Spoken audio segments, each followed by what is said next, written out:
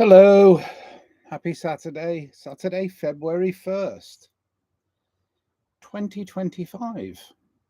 And my name's Nigel, and here is the news.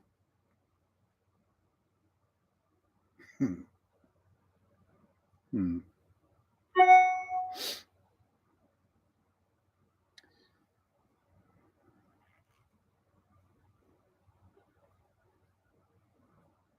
This is the news. I mean, that's why I'm not talking.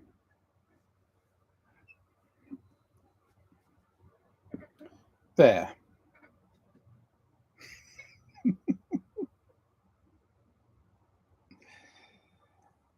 Oi, oi, oi.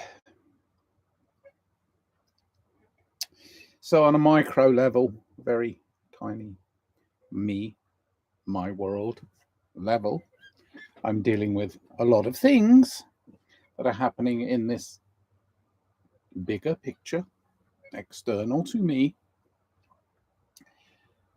that are very challenging. And I do like a challenge. But am I pushing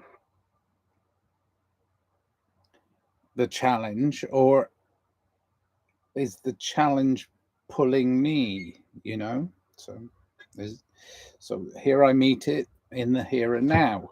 And that's why I'm talking to all of you out there, because all of you out there, and I know there's millions watching right now because YouTube says there's no one. So I know that means that there's millions watching, right? So, see, we have to consciously be aware of our own individual power. And people who go around bumping into things all the time, not knowing they're being powerful and spreading their influence, is going to cause a lot of people a lot of consternation.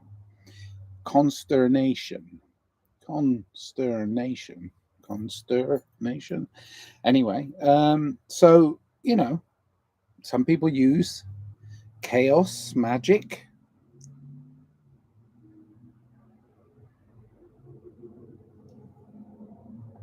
and our job individually affects the collective. So what's our job collectively is to make sense of the nonsense, make sense of this chaos. So in the past, I've often said, oh yeah,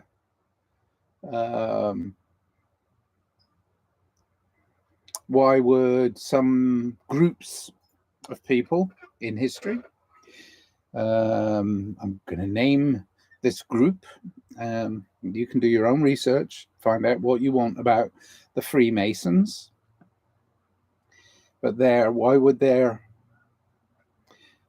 logo and modus operandi be order through chaos?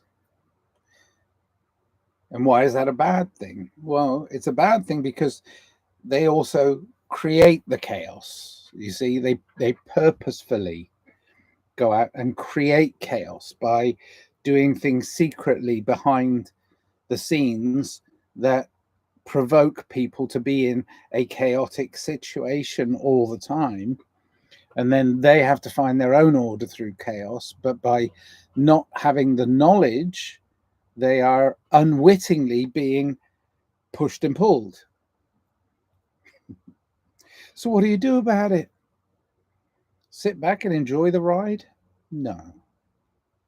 Well, yeah, but no.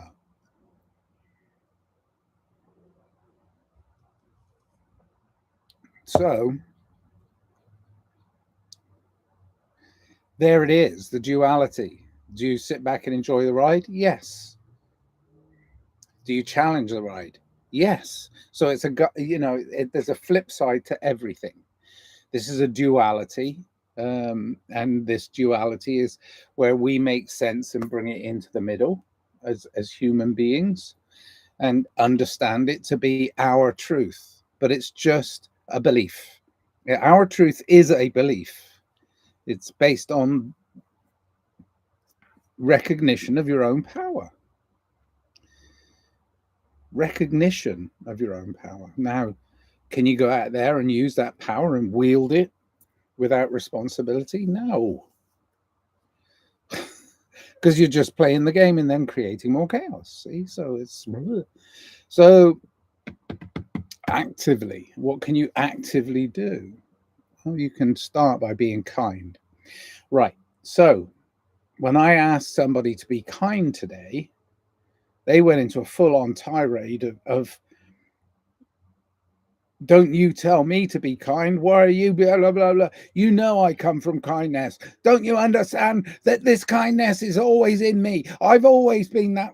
And I'm like, you're not being very kind right now.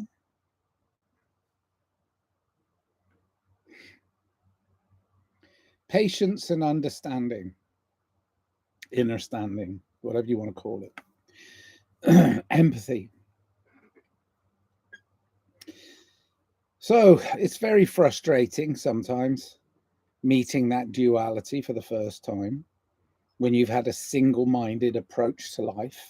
I always do it this way. Well, maybe you should change. You know, I mean, if you're in a chaotic situation and you can't find a place to be calm and deal with that situation, then you're actually in a chaotic situation yourself. So, you know, it's anyway, micro, macro, same things happening. You know, a lot of people are being told, a lot of people are being recognizing. Okay, many people, who knows?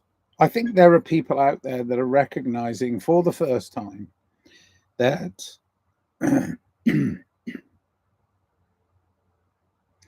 they control themselves and nobody else.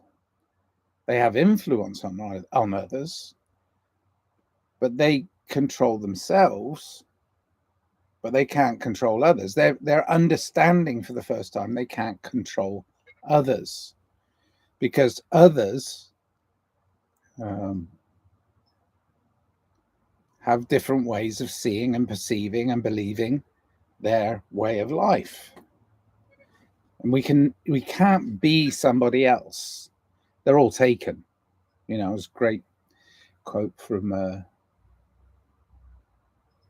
Oscar Wilde: be yourself. Everyone else is taken. So I think I called this guidance. We can have a larger influence over our children, let's say, and over children in general, because they're still malleable up to a point, even though they're born with their own character. Their malleable way of operating within the global society is still malleable. Excuse me. Dark siders, the black magicians, know this. They've known this for centuries. And that's why if you can get a child before it's 7, you can influence their lives, and they use that power to control those children, and those children grow into adults who live within the system that's created for them instead of living their own life in their own beautiful bubble that this abundant earth provides for us anyway. So we have to be very aware of our children and those children that we influence. My 2 children are now 23 and 21, and they're pretty stable, but they're also feeling that encroachment on the way in which they view the world brings them chaos. And so instead of being shy of the chaos, they sit and they're calm. I've been trying to encourage this for them. They sit and they're calm and they're patient, and they think about their position in the chaos that they're entering into. And they hopefully find a peaceful and patient way, a calm and patient way of dealing with that chaos. And many people are just starting to recognize that the system in and of itself doesn't control them. They control that system. And it's a responsibility. And I must recognize that. And there are good people doing bad things, and there are bad people thinking they're doing good things, but they're not going deep within themselves to find out how good or bad that is. They're just saying, which produces a world of people that are in conflict. I don't want to see any more conflict in this world. I've seen enough conflict in my life, but I have to understand that some people are just seeing it for the first time.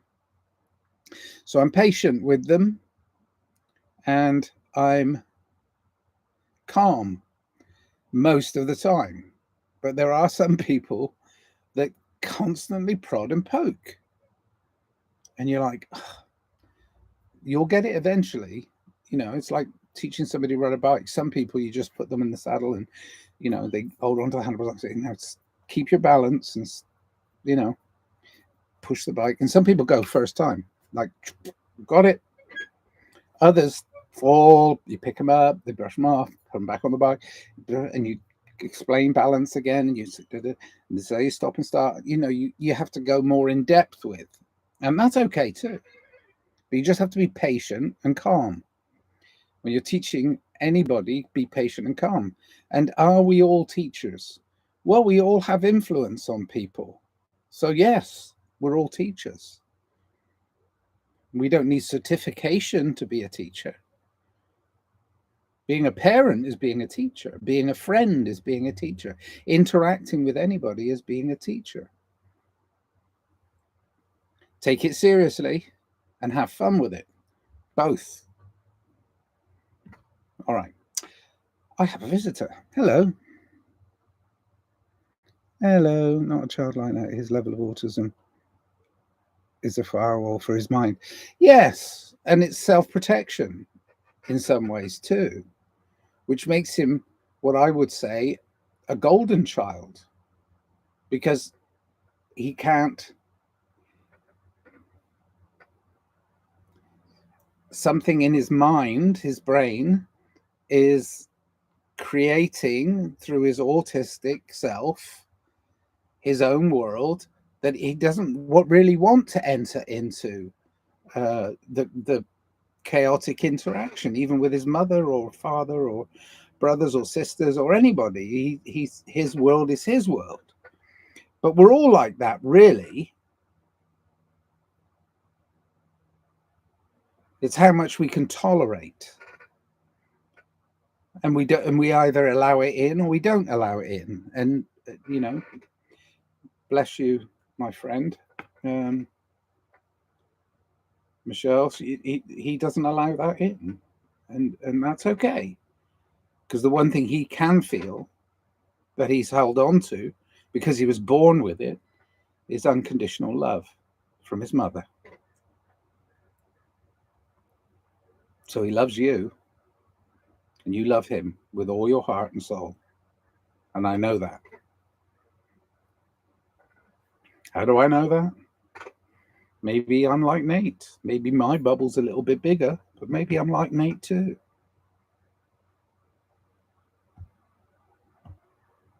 Love is all you need. What we're capable of once we interact and once we enter into the chaotic world that is lots of people with lots of different ways of doing things and means of operation in this world, is a responsibility that you can take on. But if your love is unconditional, in other words, it's not overbearing, my love's bigger than your love, that's crap. Unconditional means unconditional. Do you ever get one of those phone deals and they go, wow, unlimited, wow, you get phone unlimited. And then you look at your bill at the end of the month and you're like, wait a minute, I'm getting charged for extra calls here or to extra texts or some, and it's like, so your phone say, I thought we said unlimited. Well, that's a company using the rules and the words, but what I'm saying is unconditional love, unconditional, no conditions upon it whatsoever, but love. And it starts with kindness and it doesn't end. It starts with kindness, but it never ends. You have to be kind unconditionally. And that's what unconditional love means to me. I also have my own personal theories, which I love talking about. Many people go, well, that's just God. What do you mean? I mean, don't put just in front of it. God is everything. So if everything is God and unconditional love is everything, then love is God. In a Christian world, I think the rewrites and the edits have changed that to God is love, but I believe it to be love is God, and that's my personal philosophy. I'm not a Christian or a Jew nor a Muslim or a Buddhist or a Zoroastrian, or I've studied lots of religion, and I think a lot of people need to have a set of rules and regulations by which they live their life, and I cherry pick my belief system, but I also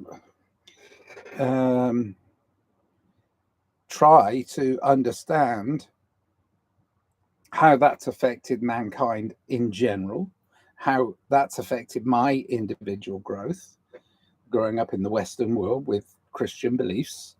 And I don't think there's any one specific book that can teach me anything. One book can't teach me anything. I mean, all the books can, but I can't read all the books. It's too many. And they contradict each other sometimes, and they contradict themselves sometimes. The Christian Bible has been rewritten many times, and it wasn't the first holy book for sure. Anyway, let's see what Michelle has to say. That was all you need. I'm free. Yeah. Bubbled up. Yeah. Good morning, afternoon. Bubbled up. That's funny. I just watched a podcast about the Mormons. Well, a lot of it was about the Mormons, but that religion has a thing about bubbling up. It's kind of weird, but then that's whatever. So, good morning, afternoon. No, it's not afternoon yet for me. It's still 11:54. It's later than normal. It also starts with unconditional self-love, and that stems from there. Yes, cannot love another. We don't like or love ourselves, for sure. That should channels towards cosmic excellence. Oh, thanks, Conrad. Yeah, cosmic excellence is the embracement of all things, embracing all things, embracing all possibilities, and then recognizing the probabilities within our human experience. So possibilities are infinite. That's absolutely true. And the cosmic experience is the quest for all gnosis, Gnosis, which is all knowledge, and the knowledge of God, and the knowledge of that which is cosmic, everything. Okay. Muddy the waters, life is so simple, the golden rule. Conrad and Michelle. Hi. Michelle's beautiful woman, beautiful woman, a fantastic mother to a beautiful golden child called Nate.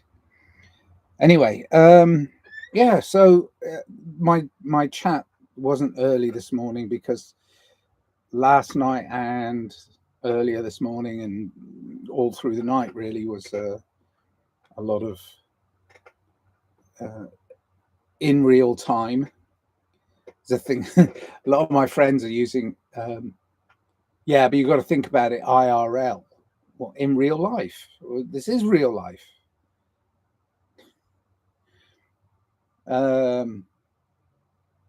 So time and space, you got to think about time and space, because I'm on my timeline, you're on your timelines.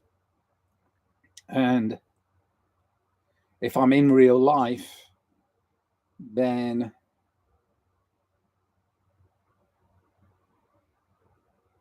I'm in real space, and then I'm in real time. And it's funny because I normally do these morning chats and it's going to go into afternoon, but already where you are, Michelle, and I think probably where Conrad is too, it's already past noon. So I'm saying good morning, and it's not. So our timelines exist on which we're having our human experience, but our timelines are kind of acting weird. I'm feeling like a newborn child some days. You know, I'm seeing things through a completely different lens some days, and other days I'm feeling like a very old man who's you know, at the end of his human experience. So it's like my timeline's really messing me up, but it's not really messing me up, because the only thing that's going to stop my human experience is time. Everything else will be the same. Nothing around me in my human experience will change. There'll be an outpouring of grief and sadness from my family and friends, I'm sure, but nothing will change. So even though I'm on my own timeline and I will exit this human experience at some point, and time is the only thing that will stop this human experience, the space I take up in a physical sense is cosmic. I might physically disappear from this world, but I will spiritually still be part of human experience. So it's weird. It's like my spiritual being will continue when my human experience is over.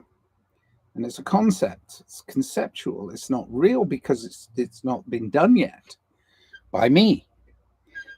It's been done by many. I mean, where do we get all these ghost stories from?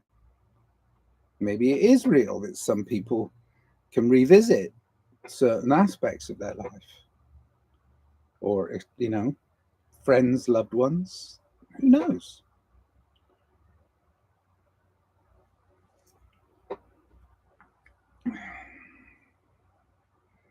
I mean, there is a science behind seance. You know, there's a science behind seance. So that's talking to the dead. Or is it?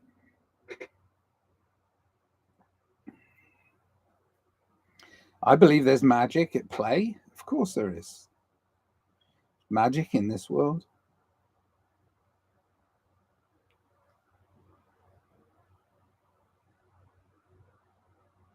But anyway, back to IRL.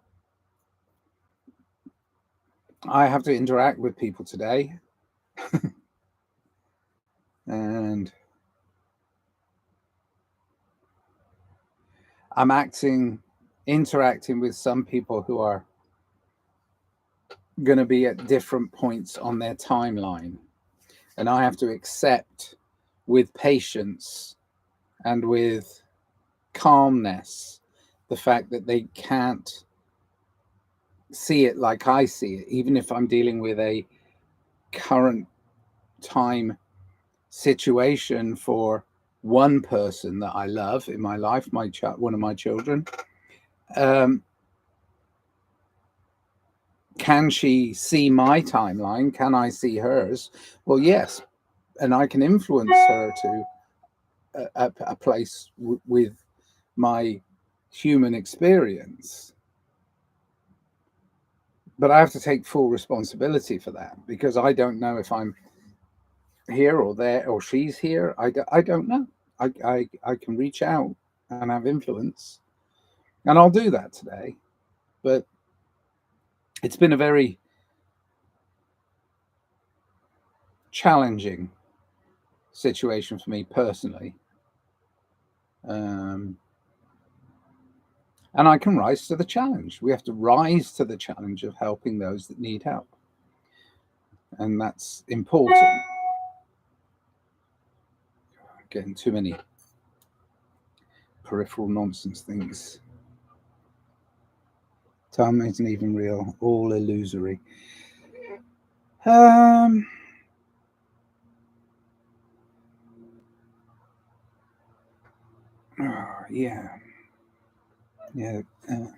Problem is that people exposed by their wealth or what they build, causing they have more options and needs to tell what people needs to do. Yeah, I mean, but we all play a game of follow the leader. I mean, gosh. But the thing is, I'm going to take out the word leader.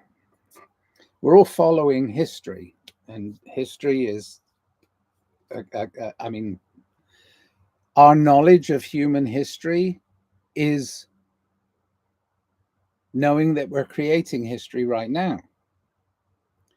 And then that human history that we are aware of is, like, really aware of, like 100% aware of, is that which we have experienced. Well, at 68 years old, going to be 69 in May, I've had a lot of human experience. I've had a lot of interactions, and I've had a lot of interactions with different people in different cultures and different ways of being raised and different ways of treating life. And I've not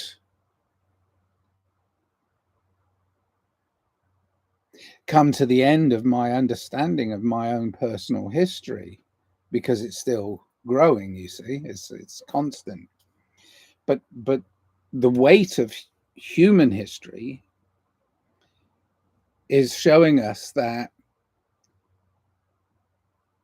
we have made tremendous leaps forward over the last 68 years. We've gone from, I think as a small child, one of the earliest memories was knowing my dad. Knowing my stories from my grandfather, which again are stories. So I have to, what I experienced from the stories my grandfather told me about the Second World War and about my early upbringing in the late 50s in England, early 60s.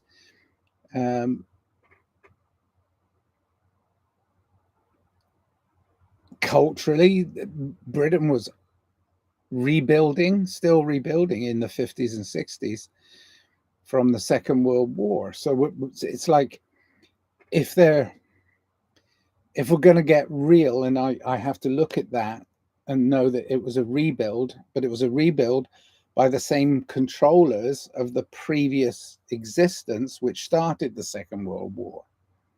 You see what I'm saying? It's like they kind of had a militaristic war. Well, out of the 60s and the experiments and the experimental aspect of our newfound freedoms from bombs and war machines, our newfound freedom, we found ways of continuing the controls that kept people stunted in that Second World War from 1939 to 45. You know, I mean, in Britain it was devastating. all throughout Europe. Obviously, it was devastating. But the rebuild out of that was still the same people that were in charge of the start of this First World War, the Second World War. These are WW1 and WW2, and ever since then we've been in WW3. Skirmishes and conflict and little pockets here and there, but they don't actually call it a WW anything. The only WW that we have now is www.youtube. We have a different way of creating a control system that is driving us crazy, because it's a psychological war. The war is for your mind, your body, your soul, your being. The war is still the same, but it's now a psychological war, and it's been a psychological war because we have endless, or we've been having, especially over the last 20 years, we've been having unfettered, unconditional, unlimited access to history and to libraries, and the knowledge that we've gained through the internet is free access every day, every minute of every day, every second of every day, free access to the biggest library in the world. Well, that can be very, very overwhelming. I mean, for many, many people, it's very overwhelming. Will it lead us to truth? This is where I get into trouble with my friends who are truthers. It's like, it's true in the moment, maybe. But then is that IRL? Is that in real life? Well, no, because it's already passed. So if it's already passed, that truth has already been passed. So we're in a psychological war. And that psychological war is trying to unhinge many people from their own personal reality and freedom. It's trying to unhinge them. It's getting to the point where it's like, I can't cope with all this shit. I can't cope with it anymore. I must be careful not to go too long on this. I can't cope with. Well, the thing is, go back to what it is you can't cope with is a war. It's always been a war for control of you. And their psychological operation is still trying to it's still a war on you as an individual and the collective. So as an individual, you go, well, I'm not doing war. I'm going to become a pacifist. I'm going to try and work through kindness, compassion, love, and understanding. That way I'm not entering into their psychological war. Now I can educate myself with listening to everybody that's talking about every possible conspiracy theory. And every day there's a new distraction, because every day something happens, right? But it's being reported in real time, and we're getting confused and we're getting overwhelmed. And instead of dealing with that which we can have influence over, with that which is nearest and dearest to us, which includes some of the people on the internet that you interact with, it's, if you can help that and then help that grow, you're just then promoting a switching off of that psychological operation, the psyop. Now, many people can't comprehend that that's even happening. There's no psychological operation. No, it's fine. It's just life. Well, no, it's not. It's not. It really isn't. It really isn't all of life. It's part of life. And if you want, choose your little timeline. And I don't mean that in a demeaning way. Sorry, I'll rephrase it. If you're on your timeline and you don't want to see any of this stuff, and you're operating out of kindness and love and understanding, brilliant. Keep going. But if you come into conflict with people who are trying to make the world a better place, if you come into conflict with them, that's your conflict. That's not their conflict. They're trying to build a better world. So stop rubbing up against those people. You know, it's like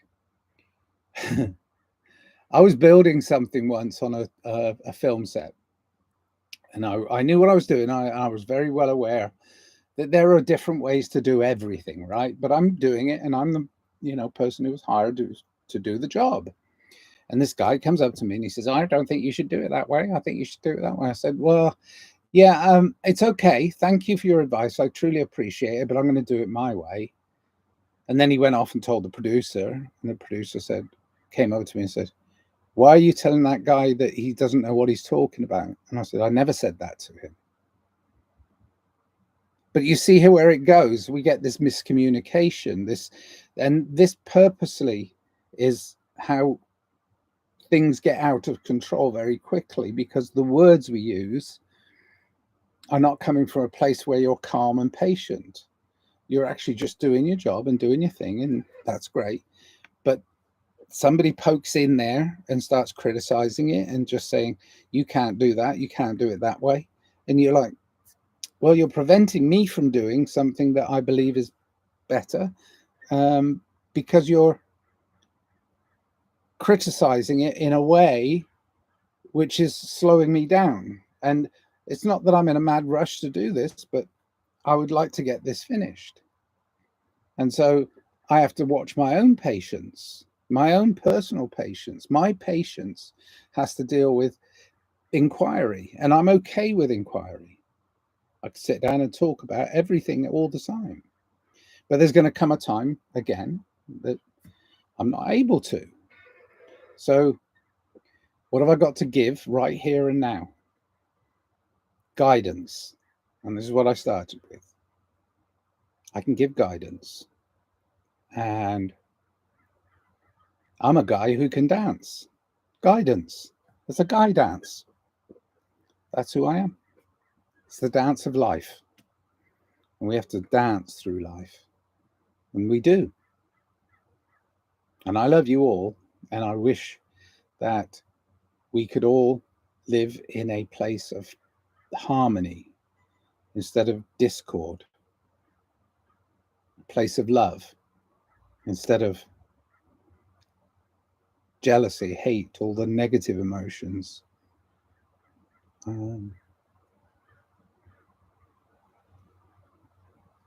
I think we're being challenged in general, those that want to control us and those that want their own personal control. So that's the challenge, and they're using every tool they can to throw at us. Friend of mine, Cheney, who does a podcast and does group things and all this stuff, she's great.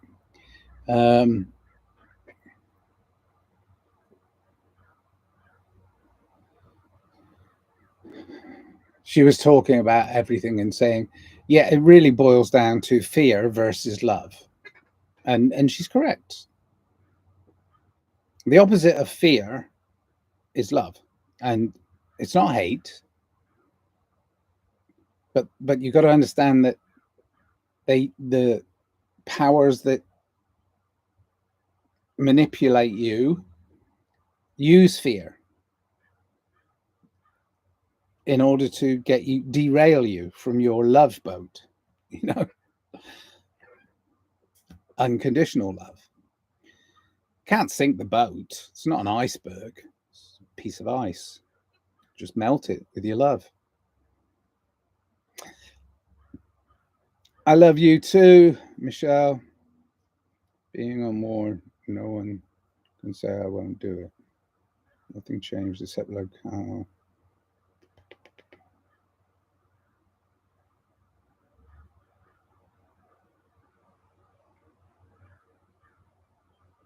Yeah, I mean, once you enter into a war, you can't. There's no exit. It's like I can enter into and I've done this many times, especially with music and art. I've entered into a collaboration. I mean, once upon a time, there were 10 people in my band, and it got quite big and unruly, and I realized that all of them were pulling in different directions, but my exit was always there because it was my creation. So if I look at that as a microcosm, and then I go, if I look at that through a microscope, that's one thing. But if I take it into the macro, once you enter a war, there is no exit. But I had an exit built in, that I was in control of myself. The others felt like they were being controlled, and they didn't feel like they had as much creative control over the overall project. So I tried to be inclusive. So I let them do whatever they wanted, and it was good for a while, and then it got completely chaotic. So I had to draw it back into me and a few friends and get it back to a smaller, more manageable way of dealing with things. It's just what you can manage at the time. I now want my tribe to be everybody being creative, everybody finding that place within them where their creativity is on display. Keep going, being creative, not destructive, creative. It's like, oh, okay, and now I understand. So build. I love you. I got to go now. Eternal Flow is fantastic. Thank you so much. I had tremendous amount of pleasure from writing that, and my music partner at the time, who was brilliant with the music and the producing, he was amazing, and it just came together. And it's a song I dearly love, but I have probably way too much for anybody new coming in. I have way too much of a back catalogue. It's like walking into a library and going, oh my God, where do I get started? But if you go in and have a listen, most of my music is, most of them are love songs. Eternal Flow is definitely a love song. All right, I gotta go. Lots of love to everybody, and happy Saturday. And let's keep going. Let's keep this love train going. Cat Stevens, love train. We've got to keep going. All right. Thank you so much for everything. Thank you for joining me. And also thank all of you out there for being supporter of my quest to build a better world. I love you very much.